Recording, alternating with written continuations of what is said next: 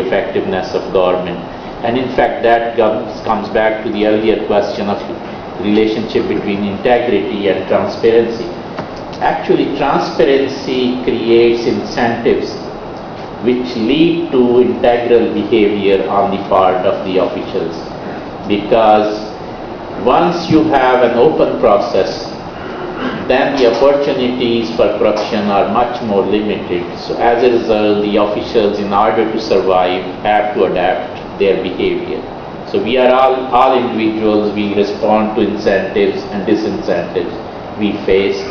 And I think these kinds of this form of transparency, competition, transparency and competition helps us achieve that.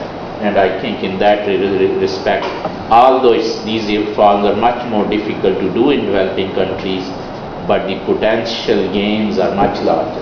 And just as a last point on this, I'm struck by, this really gets at, there's another element of this, and that is standardization of process. The more you customize your process to say, okay, for one type of procurement, we're going to use this, and for another, you're going to use that. Essentially what you're doing is there's no way to compare whether the processes are good or bad. So the more you can standardize anything that you do in procurement, the more there's comparison, more competition that's levied, and so forth. And I know that there was a follow-up question you had from Dr. McHugh. Yeah, real quickly, I think one of the issues that we deal with from a research perspective is as nation states try to become more transparent, whether it's the U.S. or Panama or Honduras or Bolivia, that they increase the regulatory process involved in public procurement, i.e. rationalizing the process. And what we're seeing is that a lot of these small to medium-sized vendors who might want to have access into those government contracts don't have the knowledge or expertise to fairly and equitably compete with those things. So what we end up with is a group of folks who are knowledgeable on government contracting, completely securing government contracts. So even though we might have a transparent process, in fact, we have a process that, through regulatory processes, inhibits competition and therefore drives up transaction costs.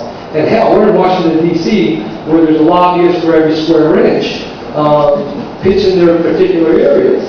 So I guess the question after the panel is, at the same time of regulating public procurement, how do we deregulate it at the same time to allow access for small to medium-sized firms to compete?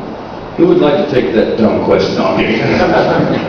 Well, I'm not going to say you need to possibly deregulate. I think from where I sit and where we have, the government has made available an advocate for these entities.